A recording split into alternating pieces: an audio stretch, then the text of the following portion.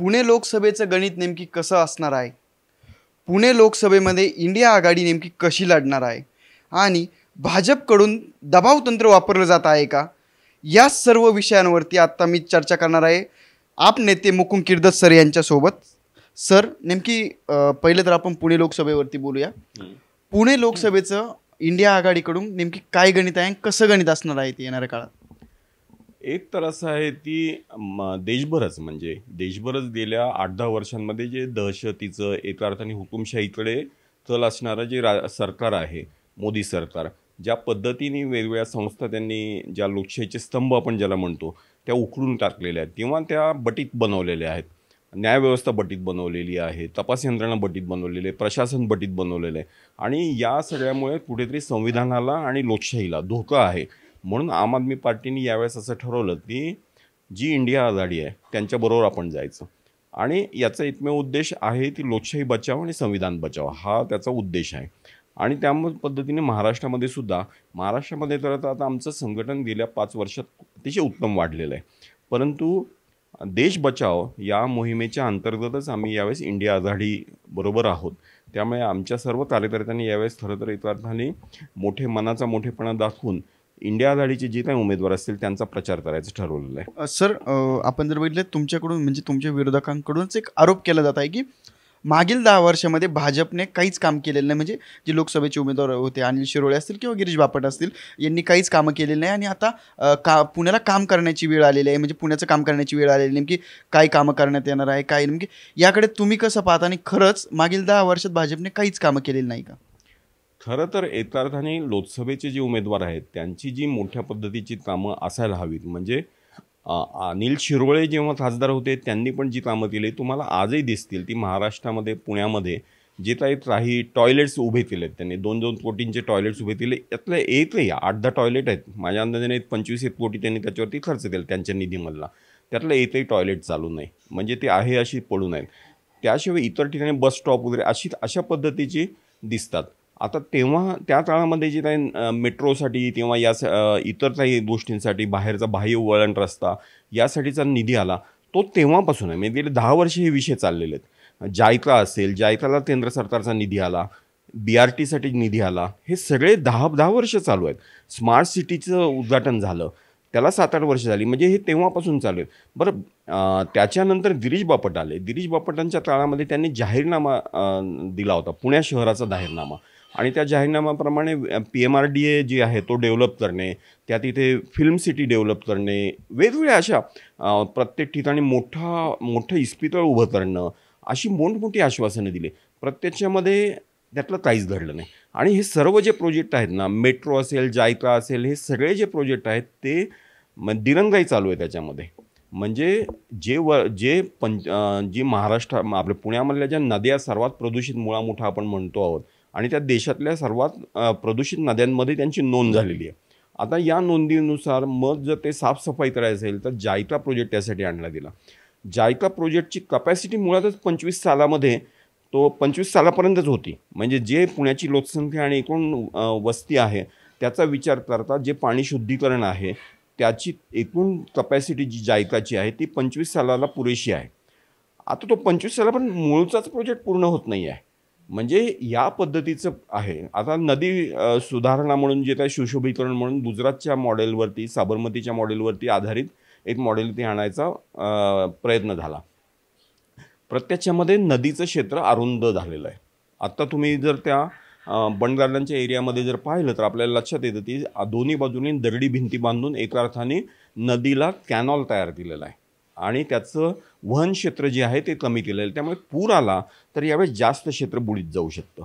म्हणजे या अर्थाने मुळा रोड जो पुढचा परिसर आहे तिथे जवळजवळ 5 फुटापर्यंत ज्याला आपण म्हणू ती रेड लाईन जी असते, ब्ल्यू लाईन आणि रेड लाईन, त्या पद्धतीने 100-1 वर्षामध्ये असा जर मोठा पूर आला तर जी लेवल वाढू शकते ती जवळजवळ 5 फुटाने वाढू शकते असं तज्ज्ञांचं म्हणणं आहे.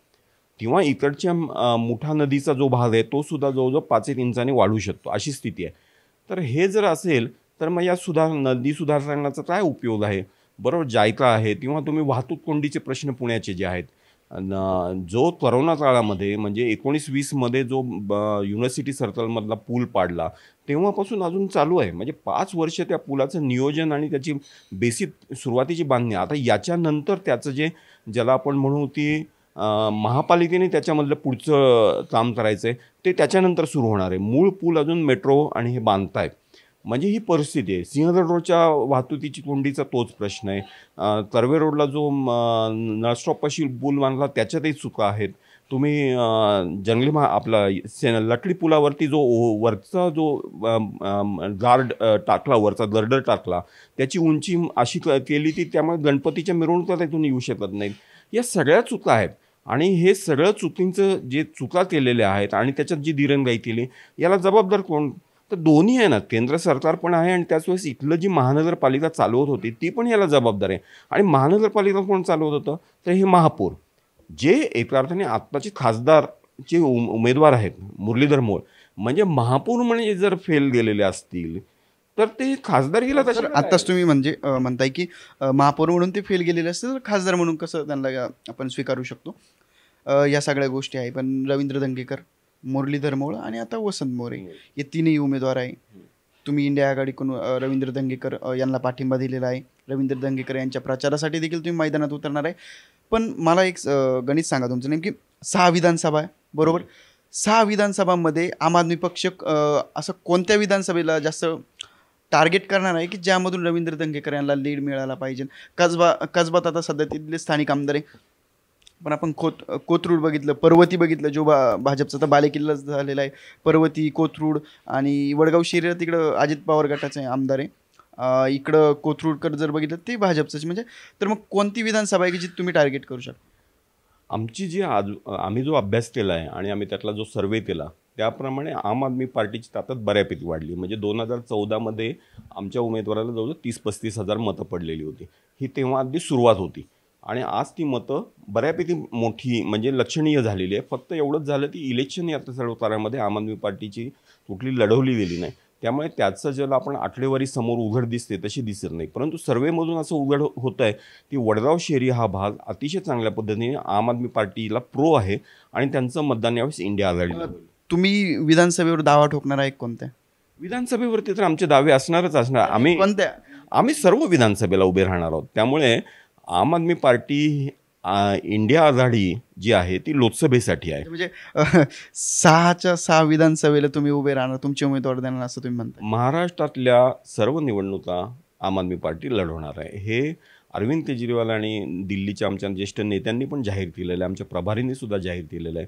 ती येणाऱ्या काळामध्ये आत्ता जी इंडिया आघाडी आहे त्याचा उद्देश हा मर्यादित आहे आणि त्या मर्यादित उद्देशापोटी आम्ही इंडिया आघाडीबरोबर आहोत. त्यामुळे आमचं जे धोरण आहे, आम्ही जे विकासाची नीती राबवतो, दिल्ली मॉडेल जे आमचं आहे, पंजाब मॉडेल आहे. तुम्ही आत्ताच म्हणाले की आम्ही विकासाची नीती राबवतो. म्हणजे विकास कसा करायचा किंवा विकास कसा करू, आम्ही विकास करून किती पुढे जाऊया हे आम आदमी पक्ष ठरवतो. आत्ताच तुम्ही म्हणजे सांगू राहिले. रवींद्र दंगेकर यांच्याकडून तुम्हाला काय अपेक्षा आहे नेमकी? त्यांनी पुण्याचा विकास कसा पुढे न्यायला पाहिजे आणि पुण्याचा विकास कसा होईल पुढे भविष्यात, त्यामध्ये तुम्ही त्यांना कसा हातभार लावणार? जनसामान्य केंद्री विकास असं त्याला एक मॉडेलला म्हणता येऊ शकतं. विकास दोन्ही पद्धतीने करतो. आत्ता जसं मुरलीधर मोहोळांनी आश्वासन देत आहेत ती त्यांचे त्या तिथल्या बागेमध्ये काहीतरी मोनोरेल किंवा असे रेल तयार करायची, हे काही विकासाचं मॉडेल नाही. किंवा नदी सुधारणा हे काही विकासाचं मॉडेल नाही. सामान्य माणसाला केंद्री ठेवून जे त्यांनी विकास करायला पाहिजे तो विकास आम्हाला पण धंगेकर साहेबांकडनं अपेक्षित आहे. आणि म्हणून त्यांचं जे शिक्षणाच्या संदर्भात त्यांच्या सूचना आहेत किंवा काँग्रेसनी जो आता जाहीरनामा जाहीर केलेला आहे तो त्या पद्धतीचा जाहीरनामा जो आहे, महिलांच्या संदर्भात त्यांनी काही चांगले मुद्दे केलेले आहेत, शिक्षणाच्या संदर्भात काही मुद्दे केलेले आहेत. त्यामुळे इंडिया आघाडीच्या संदर्भामध्ये काँग्रेसनी काही जाहीरनाम्यामधले महत्त्वाचे मुद्दे आणलेले, ते युवांच्या संदर्भात, रोजगाराच्या संदर्भात काही मुद्दे आणलेले आणि त्यामुळे आम्ही त्याचंही स्वागत करतो आहे.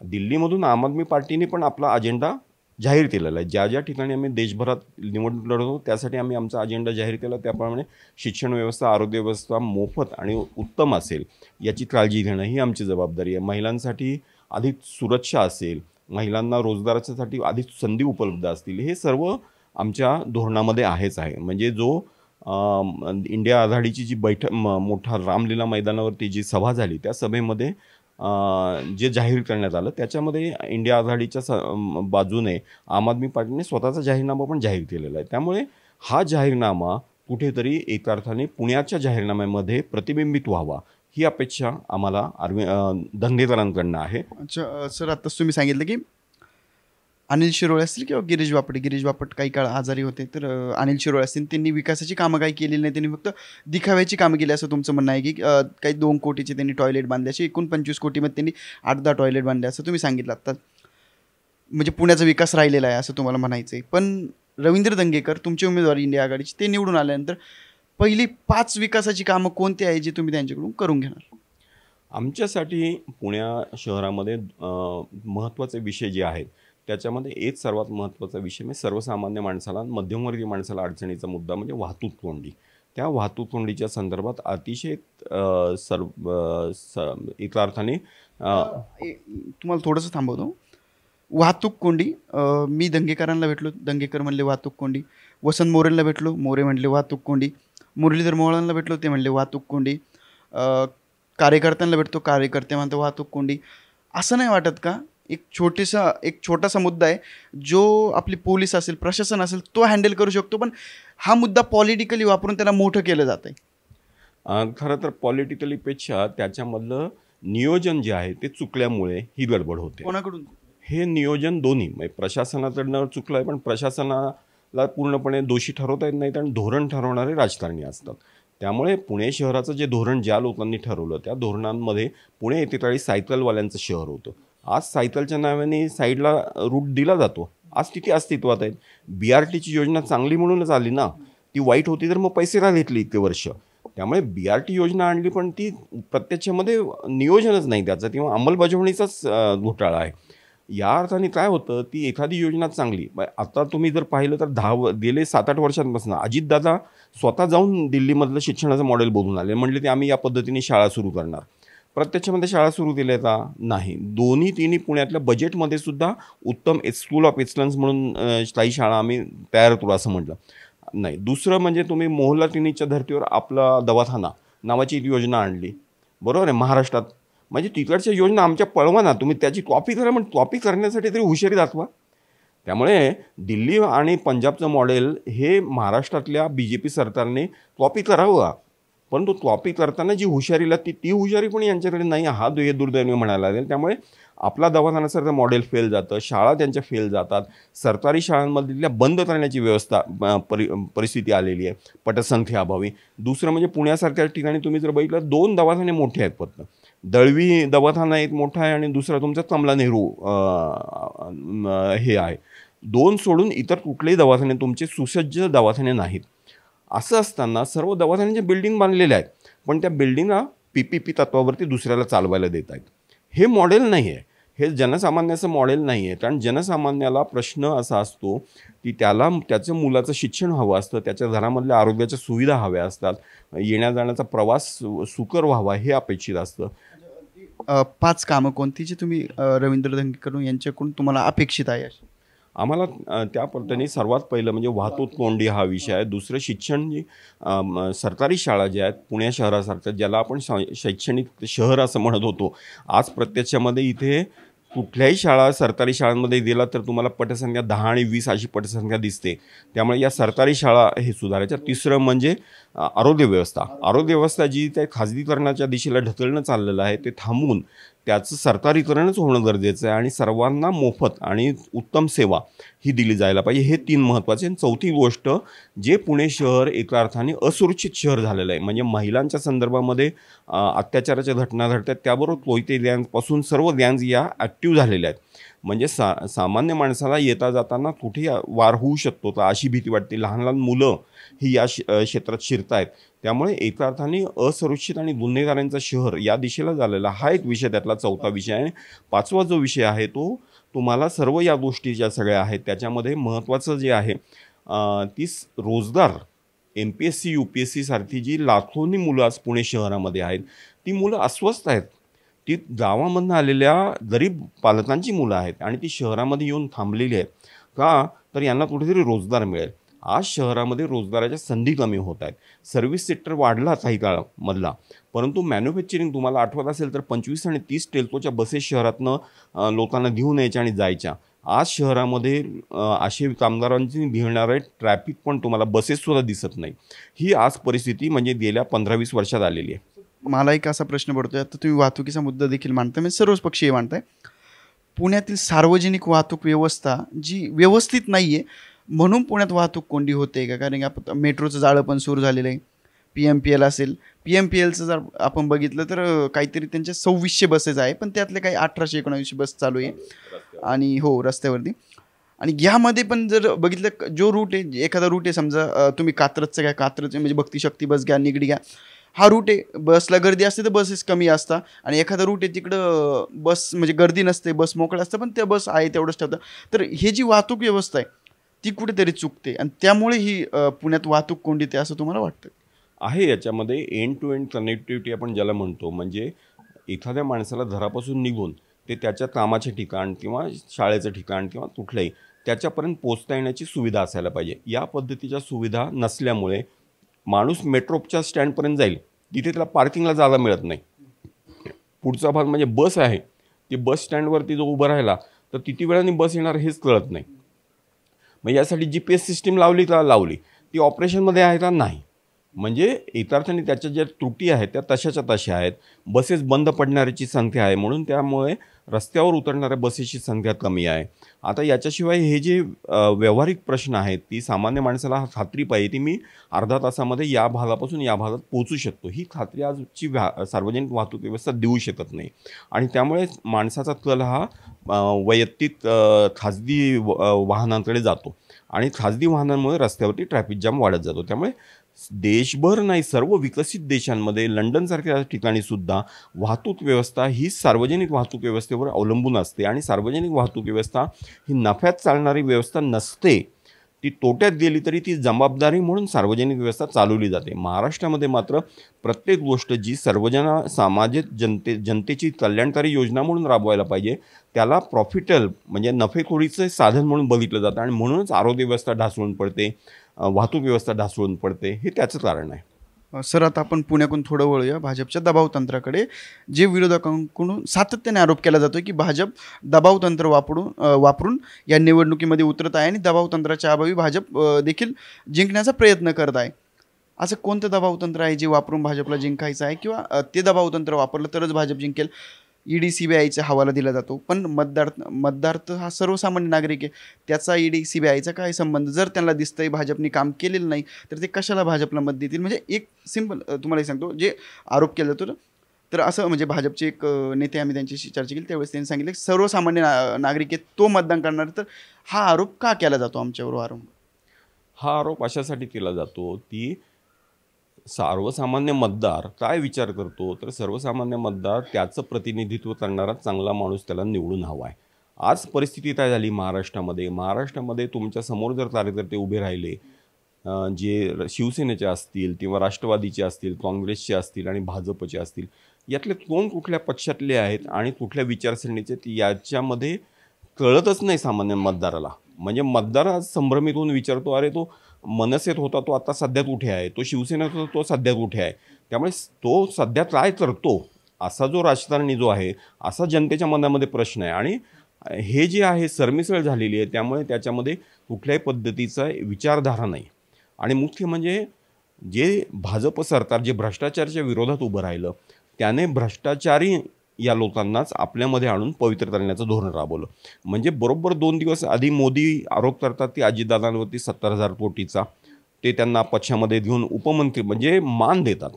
सोडा तुम्ही शिक्षा होणं तर बाजूला राहिलं, बरोबर आहे. आत्ता प्रफुल्ल पटेल यांच्या संदर्भात जवळजवळ 450 कोटीचा प्रश्न होता. विमान वाहतुकीचे संदर्भातले त्यांनी जे करार केले ते चुकीचे झाले म्हणून त्यांना तुम्ही त्याचं बक्षीस देता आणि भाजपमध्ये घेता. तुम्ही भुजबळांच्या बाबतीत तेच करता. तुम्ही आज खडसेंच्या बाबतीत तोच विचार चालू आहे, राणेंच्या बाबतीत तेच केलेलं आहे. ही जर सर्व परिस्थिती असेल तर जनता हे सगळं पाहते आहे आणि त्यामुळे जनतेला भ्रष्टाचार कळतो आणि भ्रष्टाचाराची चटके मात्र जनतेला बसतात ना. तुमचे ED या CBIमधनं तुमचं स्वच्छ करण्याचं मशीन आहे. दुसरं म्हणजे तुम्ही जे निवडणूक रोखे आहेत त्याच्यामधनं यांना ब्लॅकमेल केलं ना. अरविंद केजरीवाल आता सध्या जेलमध्ये आहे, तर ते असतील, सिसोदिया असतील, सत्येंद्र जैन असतील आणि आता संजय सिंग हे बाहेर आलेले आहेत. तर अरविंद केजरीवाल या निवडणुकीला कदाचित निवडणुकीचा प्रचार असेल, कदाचित ते बाहेर येतील की नाही हे माहीत नाही आता कोणालाच सध्या तरी. ते नाही आहे तर किती मोठा इम्पॅक्ट पडेल तुमच्या म्हणजे इंडिया आघाडीवर? खरं तर ज्या अर्थी त्यांनी मोदी सरकारने अरविंद केजरीवालने अटक केली तेव्हा त्यांनी आम आदमी पार्टीला संपवण्याचा विचार केलेला असणार हे तर स्पष्ट दिसते. कारण त्याचं टायमिंगसुद्धा अतिशय महत्त्वाचं आहे. ती अटक कधी केली तर इलेक्शनच्या लोकसभा निवडणुकीच्या तोंडावरती केलेली आहे. कारण जे आमचे महत्त्वाचे नेते आहेत, ज्येष्ठ नेते आहेत किंवा ज्यांचा जनतेवरती प्रभाव पडू शकतो अशा सर्व नेत्यांना तुरुंगामध्ये अडकून ठेवायचं. बरं, तुरुंगामध्ये अडकून ठेवायचं म्हणजे त्यांच्यावर केस चाललेले आहेत तर नाही, चौकशीच्या नावाने अडकून ठेवण्याचं धोरण आहे. म्हणजे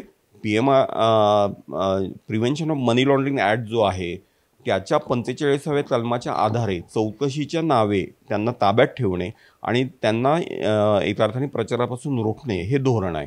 आणि दुसरं म्हणजे दबावतंत्र अशा अर्थाने आहे ती आम आदमी पार्टीच्या सर्व म्हणजे गोव्यामध्ये तर त्यांनी मांडववाल्यांची चौकशी सुरू केली आहे, कुणी स्पीकर दिला आहे याची चौकशी सुरू आहे. म्हणजे या पद्धतीची एका अर्थाने हॅरेसमेंट आपण ज्याला म्हणू, एका अर्थाने त्याला धाक निर्माण करणे अशा पद्धतीचं धोरण BJP त्यांच्या पोलीस तपास यंत्रणांच्या मार्फत राबवतो. एक आरोप केला जातो विरोधकांकडून, एक व्हिडिओ आहे जो तो वारंवार दाखवला जातोय की अरविंद केजरीवाल ज्यावेळेस लोकपाल म्हणजे त्यांनी आंदोलन केलं त्या आंदोलनानंतर ते मीडियासमोर आले त्यावेळेस ते म्हटले होते की एखाद्या नेत्यावर जर काही आरोप झाला ना तर त्यांनी मंत्रिपदाचा राजीनामा दिला पाहिजे. पण आज अरविंद केजरीवाल जेलमध्ये गेले तरी ते राजीनामा देत नाही. बरोबर आहे ना. म्हणजे याचा प्रायमा फेसी चौकशीमध्ये जे आम्ही म्हटलं ती सुप्रीम कोर्टाने पण म्हटलं, ती सिसोदियांच्या संदर्भात सुप्रीम कोर्टात जामिनासाठी प्रश्न आला तेव्हा सुप्रीम कोर्टाने म्हटलं अरे तुमच्या या सर्व केसमध्ये एक पैशाचा पुरावा तुम्ही जर देऊ शकत नसाल तर ही केस 2 ताससुद्धा चालणार नाही. ही सुप्रीम कोर्टाची टिप्पणी आहे. संजय सिंगांच्या संदर्भात सुद्धा सुप्रीम कोर्टामध्ये तुम्ही जर त्याची चर्चा ऐकली तर तिथे सुप्रीम कोर्टाचे जज असं म्हणतात की तुम्ही विरोध करणार आहात ईडीवाले तर तुम्ही तुमचे डॉक्युमेंट्स दाखवा. आणि तेव्हा ईडी म्हणतं की आमच्याकडे कुठल्या पद्धतीचा पुरावा नाही आणि मग पुरावा नसल्यामुळे तो जामिनाला विरोध केला जात नाही. म्हणजे हे लक्षात घ्या की ईडीकडे कुठलाही पुरावा नाही आहे, हे उघड आहे, एक पैशाचा पुरावा नाही. त्यामुळे हे अतिशय उघड आहे. सुप्रीम कोर्टाच्या जजमेंटमधनं सुप्रीम कोर्ट ज्या पद्धतीने चर्चा करत आहे याच्यामधनं दिसतं आहे की हे सर्व खोटे आरोप आहेत. सर एक शेवटचा प्रश्न, पुण्याकडे येऊया आपण पुन्हा एकदा. तिन्ही उमेदवारांपैकी रवींद्र दंगेकर यांना तुम्ही पाठिंबा सांगितलेला आहे. रवींद्र दंगेकर किती मतांनी निवडून येतील? रवींद्र दंगेकरांची आम्ही एकूण सगळ्या पुणे शहरामधलं सर्व जर वोटिंग पाहिलं तर आमचा एक अंदाज आहे ती 80,000च्या जवळपासचं वोटिंग ची मताधिक्य त्यांना मिळेल असा साधारण अंदाज आहे. यावेळेस कोथरूडसुद्धा त्यांच्या बाजूने उभं राहणार म्हणजे दंगेकरांच्या बाजूने उभं राहील अशी शक्यता खूप मोठ्या प्रमाणात आहे. कोथरूडमध्ये सामान्य माणूस तिथला मध्यमवर्गीय माणूस आहे. कोथरूड हा एरिया मध्यमवर्गीयाचा आहे आणि कोथरूड हा गुन्हेगारी लोकांचा क्षेत्र हे बनवण्यामध्ये भाजपचा रोल आहे आणि भाजपचे सर्व नेते कोथरूड भागात एकत्रित आहेत आणि भाजपचे नेते हेच म्हणजे गुंडांना ते पश्चात घेत आहेत. त्यामुळे कोथरूडसुद्धा आज त्यांच्या मागे उभं राहणार नाही. कसबा तर त्यांच्या हातून गेलेलंच आहे. वडगाव शहरी आणि कॅन्टोन्मेंट हे अतिशय स्पष्टपणे काँग्रेसच्या मागे उभे आहे आणि शिवाजीनगर जो भाग आहे त्याच्यामधलं जे वोटिंग होतं ते किरकोळ 5,000चा डिफरन्स मागच्या विधानसभेला दिसून आला होता. तिथे कमीत कमी 30-40,000चा मताधिक्य काँग्रेसला मिळेल अशी आम्हाला खात्री आहे. धन्यवाद सर सिटी नावशी बातचीत केल्याबद्दल. तर हे होते आम आदमी पक्षाचे नेते मुकुंद किर्दस. सरांनी सांगितल्याप्रमाणे की येणाऱ्या काळात भाजपला नक्कीच धक्का बसेल. ते जे धक्कातंत्र वापरत आहेत त्याचाच धक्का भाजपला देखील बसेल आणि पुण्यामध्ये रवींद्र दंगेकर यांना इंडिया आघाडीचा देखील पाठिंबा आहे आणि आमचा देखील त्याला पाठिंबा आहे आणि ते 80,000 मतांनी निवडून येतील. Cameraman Amol निगुल sir, Rishikesh Jagtap, city नाव, पुणे.